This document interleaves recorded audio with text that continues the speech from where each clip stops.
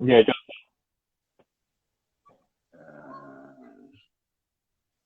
Okay. Oh my God. Yeah, let's explain. Yeah, you were explaining the handball, catching, cricket, and how things are different. yeah, So, yeah. And not when we go to when you play cricket, you have drills, football drills to get your body to warm up your body. Then you have frisbee throwing to get your eyes into the game and how in tune with the ball. Then those are related to other sports. Now for racket games as well, you have to have that hand-eye coordination to be able to handball contact the coordination. racket. Yeah, and those are things that cricket as well has helped in terms of doing that. And I'll give you an example, like people like UK Pong that played Yeah, yeah, I squash. heard from lecturers and people squash and various things. You see Yeah. that cricketers have a Yeah, tendency of doing various sports. I don't know if you know McKay. Yeah, very well.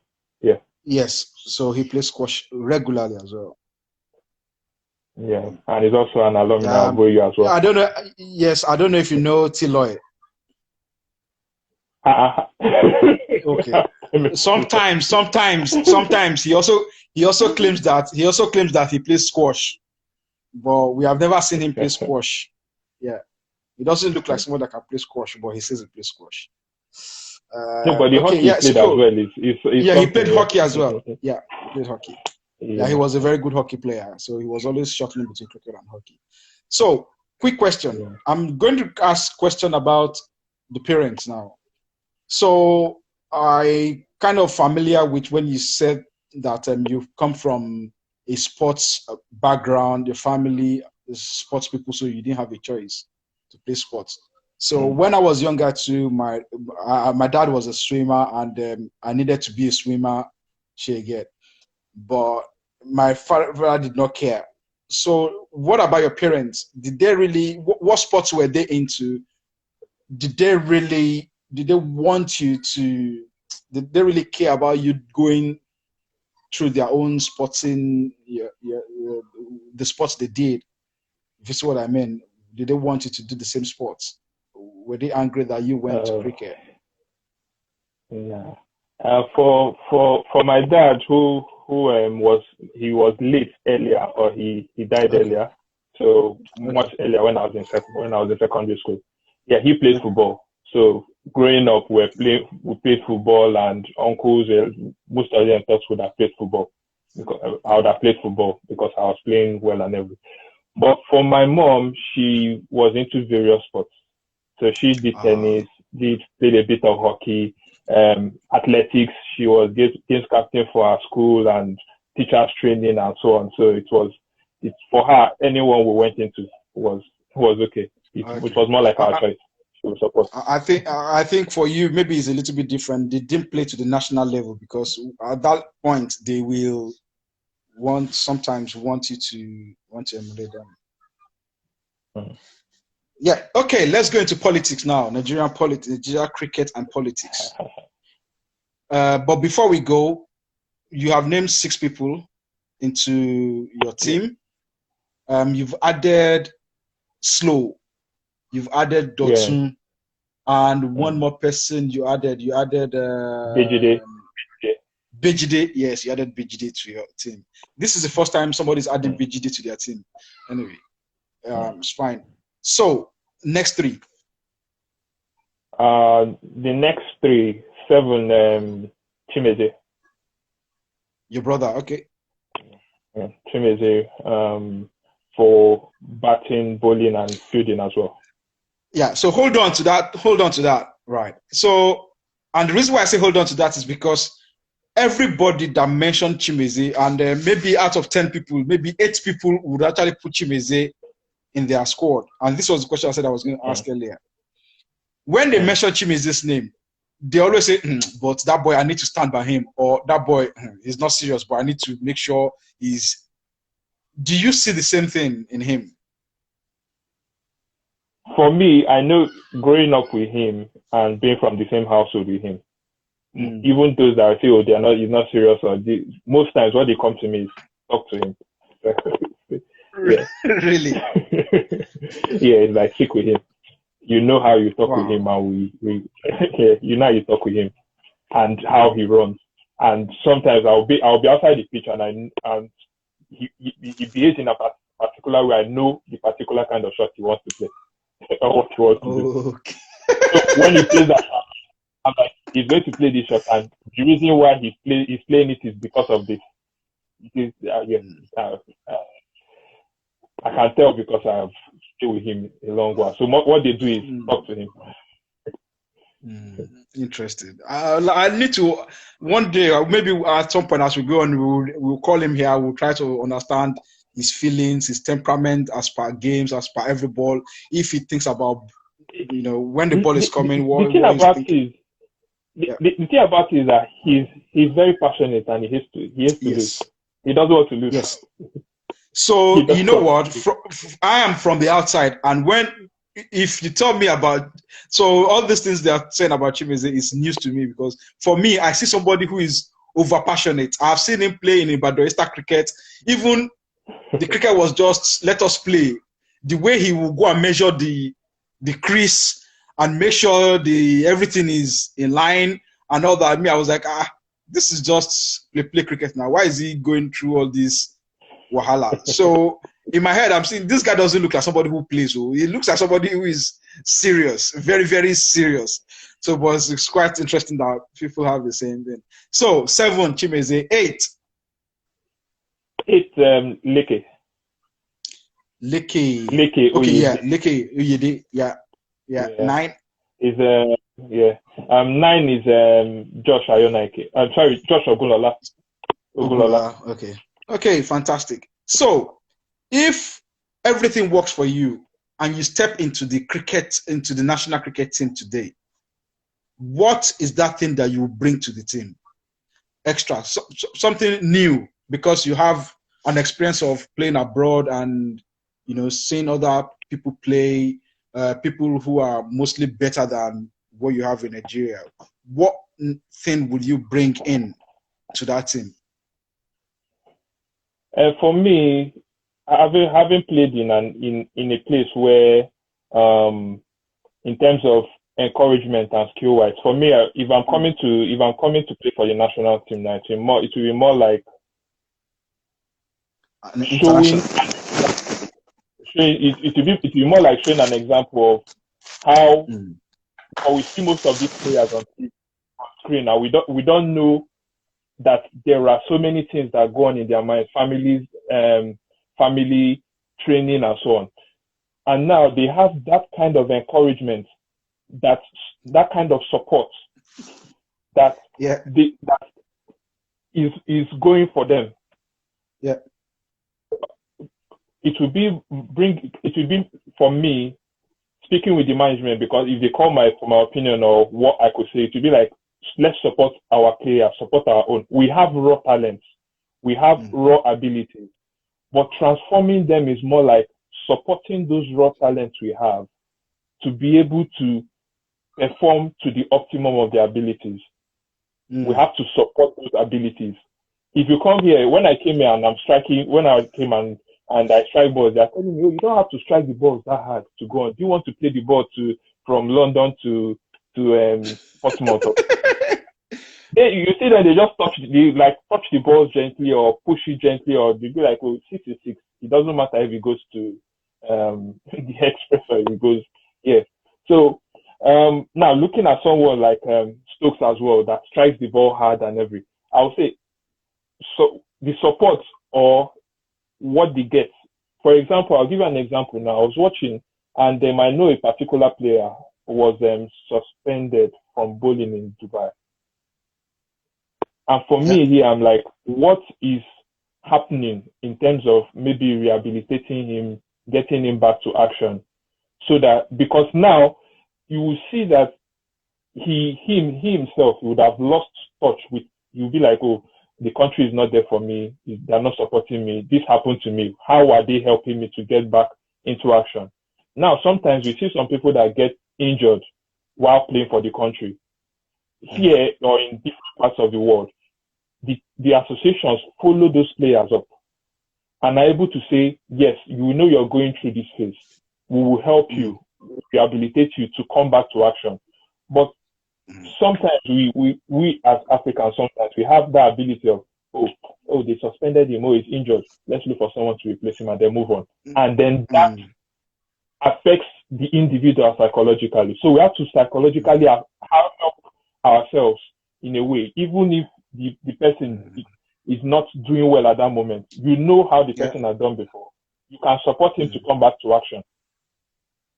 So, So, in your own words, in your own opinion, this doesn't happen in the national team at the moment.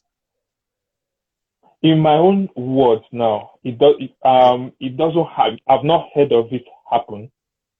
Okay, and the reason why I asked this question, the reason why I asked that last bit of question is because we have the opportunity of the rep, of the player rep, national team rep, listening. So I'm hoping that he's recording this and he's, putting pen to paper and thinking these are things we should be doing going forward, right? How to rehabilitate our players, how to not put them down, even if they're not picked, if they're part of the team set up before, how do we get them back to be in the team, things like that, and which is a very, very fair point. And this sometimes is the motivation that some people need. Right. Somebody says psychologically, yes, this is the motivation that people need to, to continue. Sometimes they don't even need the money or need any other thing. Right. Cool. So before we go into politics, right, one question, then I will go into politics straight up. IMCC, what is your impression about IMCC? IMCC is a team with young, futuristic or future-minded individuals that are trying to put structures in place. Before I came on, and I've been following and looking, I've looked at your website, I've looked at your Facebook page, I've looked at your Instagram page. So I've looked at it and I've seen how you are trying to create your player profiles and so on to standards and every. It's something that once it's on the internet and people look back at it, they're able to say, yes, this team had a structure and they're able to put things in place. It's down history line. They're able to say, go to the internet, because internet has storage of most of these things that you say. So when you go back there, it's like, they have structure, they put things in place. So IMCC is the site that is there to encourage young players or encourage people to come into cricket. Yeah, so I was just laughing now at your brother. He was saying that we bring up players for GCI. That will soon end. What are you saying? Anyway, we loan some of our players to you as well. Anyway, I'm not going to dwell so much on that, which is fine. Now, throughout your period, I'm going to allow you name names again, your top three. Throughout your period of playing cricket in Nigeria and national team and all that, some people would have impressed you in the terms of organization, right? How they organize a team, or how they set up things, or how they make arrangements or make things happen in the cricket world. So, who are your top three administrators? If you say these guys are good administrators, if, for example, there are 20 people who can vote to bring in the new NCF president, and you you have the chance to influence the votes, who will be in your top three? Top three. Yes. In no particular order. Okay, no particular order. I'll go with I'll mention Mr. Debola first. Okay. Ogunshina. Yeah. Yeah. Mr. Debola. I expect it to be.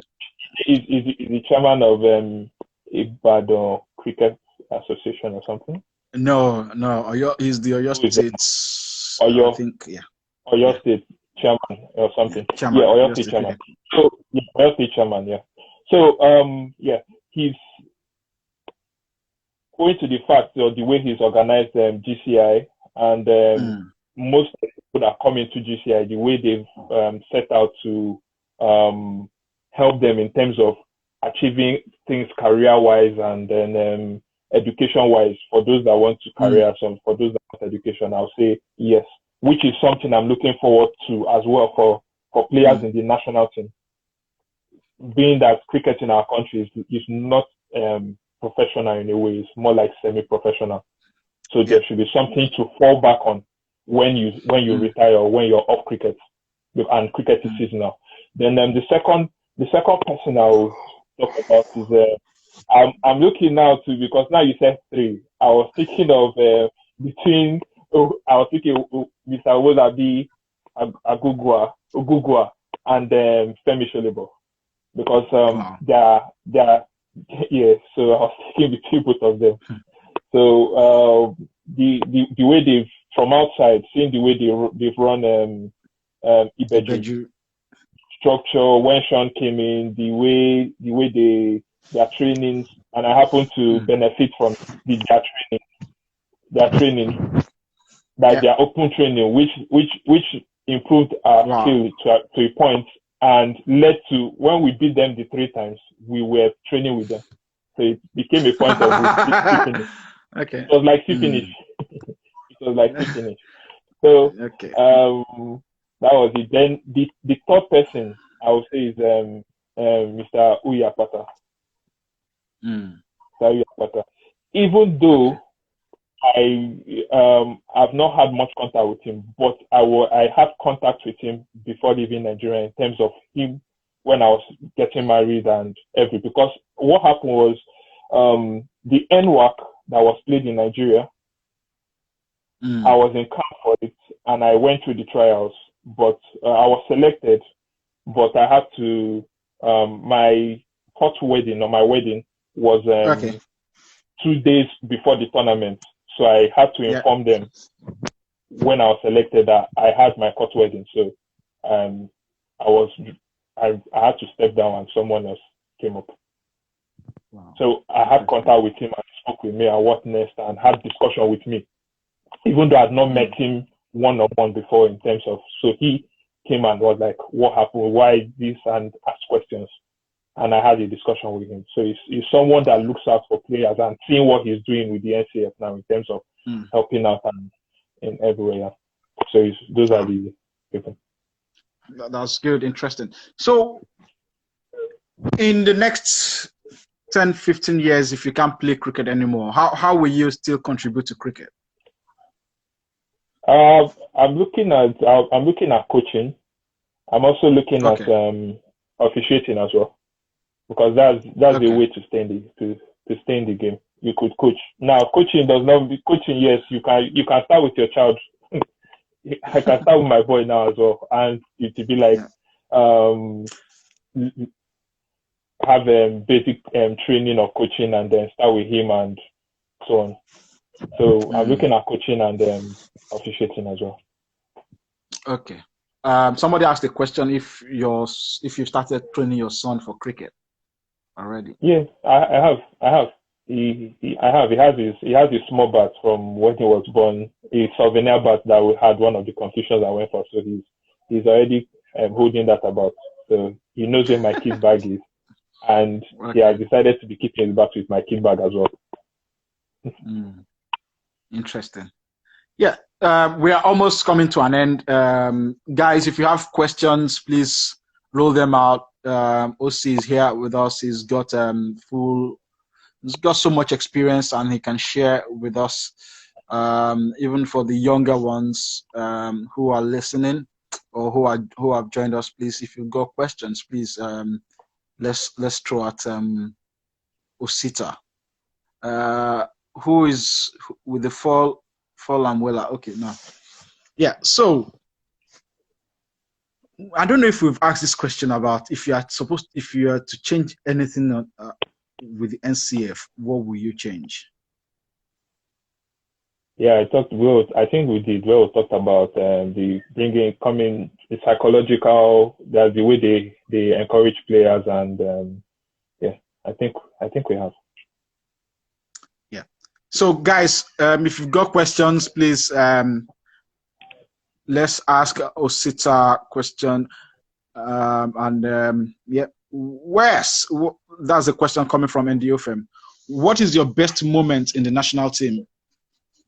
Oh, there are so many best moments. I would try and I'll try and talk about maybe top three.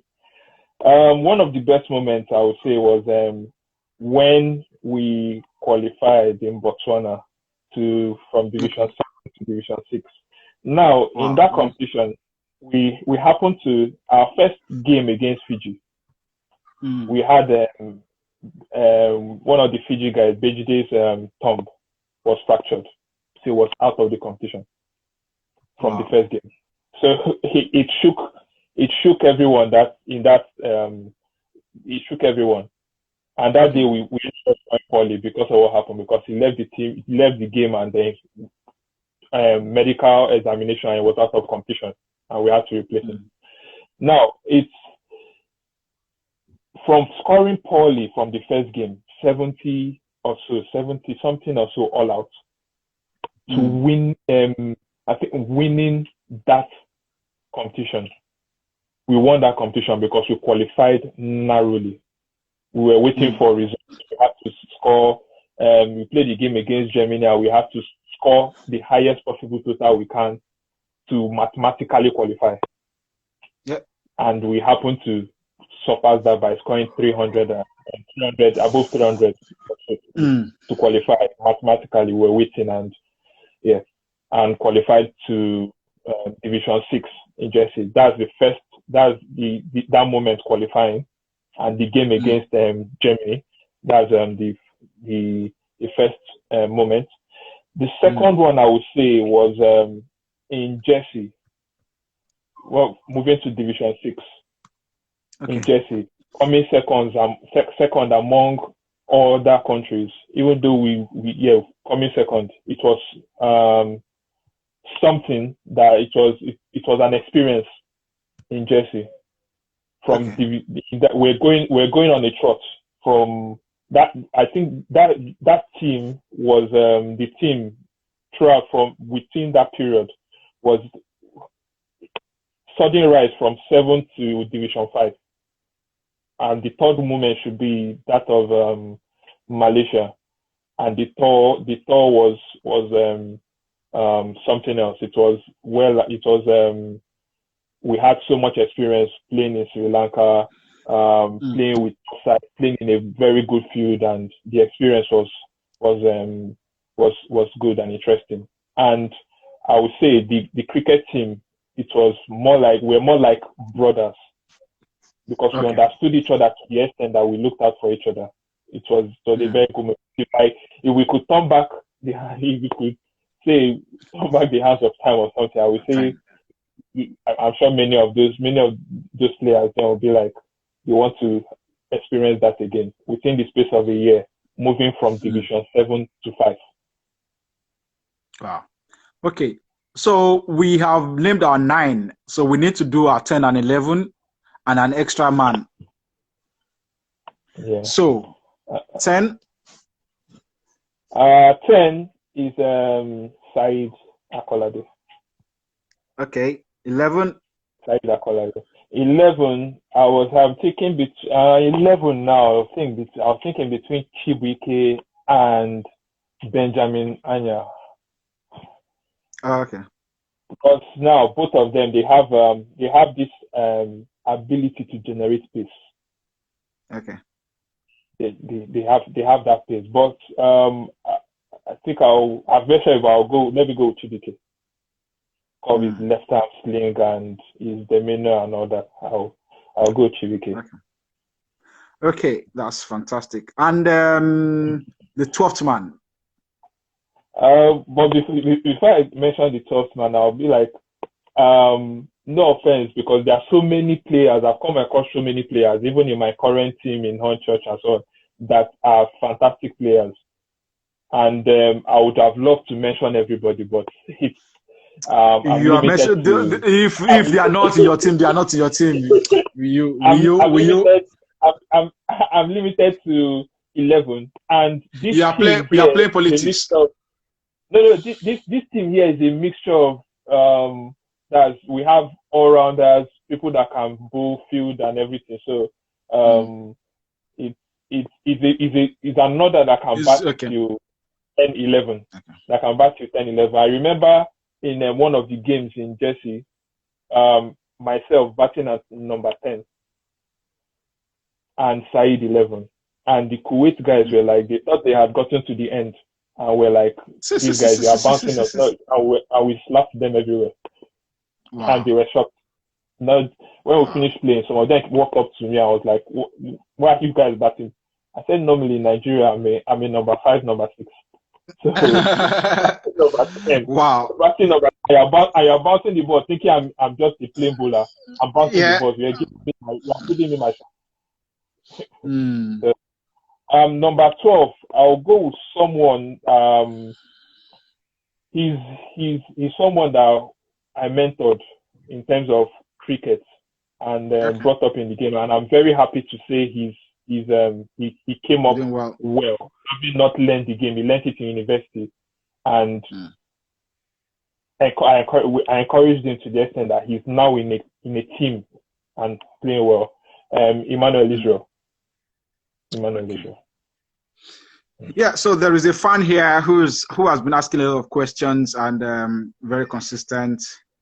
Queen Tama, yep. So and this is going to. Sorry. No, I said I know her well. She went to the same uni with me, and she comes to when I do conduct free fitness. We know. We are not saying you should explain. So the question is this: have you ever gone for a game and feel sort of intimidated or nervous? What do you do when this happens? Yes. When so many games, even the top batsmen in the world, they have that butterflies in the tummy when they go in first. What will happen? Would I get out the first ball? How many balls can I survive? Then when they push the ball first or they get their first 4, they relax. Now I'll tell you something that because coming from my family and everything, mom will be like, oh, have you prepared for the game the next day? When you go there, when you're under pressure, breathe in, breathe out, try and relax. So when your heart is racing or something, what do? You back out and you take a deep breath and then try and relax and try and get your mind off different things. Concentrate on what you're doing at the moment. And if it happens that you try to do all the right things and you still get out, it's not the end of the world. Yeah. Move on. I'll say this. At first, when I came in and I had to play my bat for the first time because for the club I play for here, we had fall of wickets very early. We had a fall of wicket early. The other guys, I played some of the games, but what happened was that you end up seeing 1 to 5 or 1 to 6 batting through, and the others who just field and go and defend or whatever. And that day before, and that happened to be the last game of the season for 2018 then. And they're like, oh, see, pad up, just go, hold the innings, do your thing. This is the last game, just free your mind and everything. I'm like, okay. And I'm like, today the wickets are falling anyhow. That's when they're like, go and bat and go and do this. And they're not telling you, stay there, don't worry, whatever you can do. And I was having that kind of the mentality of putting myself under pressure at first. And I remembered, relax. It's not the end of the world. These people are like, they just do what you can do. They don't know you. They don't know how you can play. And I got in there and first few balls and kept going. And number 5 and 6 ended up scoring centuries in that game. Yeah, I was 5, I think, and number 6 as well. So both of us had them centuries in that game. Wow. Yeah. Interesting. So the final question coming to you would be, who are the toughest rivals you have ever come up against? The toughest rivals I've come up against. Permit me, can I put 2? Yeah. Okay. So I would say, first of all, the toughest rivals we come across, I was in 2014, I'll say Jesse, because they ran through us, they ran through us in the first and second game in a way. We didn't know how it came. One guy spin Ben Stevens and everything ran through. So many wickets fell to him, and people could not understand how the ball just clipped their bat and someone will catch it with reflexes and everything. I'll say Jesse at some point. And I would say as well Malaysia at some point. So Jesse and Malaysia. Okay, we've come to the end of it. Osi, thank you so much for gracing us. We really appreciate this. Thanks for your time. Well, somebody's asking a question, but you've answered this question a lot. I can answer for you, Quintema. He's either playing hockey, handball, cricket, but not cricket, squash, any other game. So thank you so much for your time. We really appreciate this. Greetings to the missus. I think you said your mom was watching as well. Thank you very much for bringing her in. Always keep us in mind. This is Ibadan Metropolitan Cricket Club. At some point, we'll be asking you for donations in terms of cricket, wares, and things like that. Thank you so much for your time. It's really been blessed with what you've shared. So what happens is at the end of the day, these videos are being captured and we get them onto our website, so anyone can listen to them again. And we also passed on to the younger ones to listen to what you've passed across. So there are so many nuggets that you've shared today, and that's really, really helpful. Thank you again. Stay safe and be good. And greetings to the missus again and the little one. Cheers. I'll do that. Yeah. Thank you. Cheers.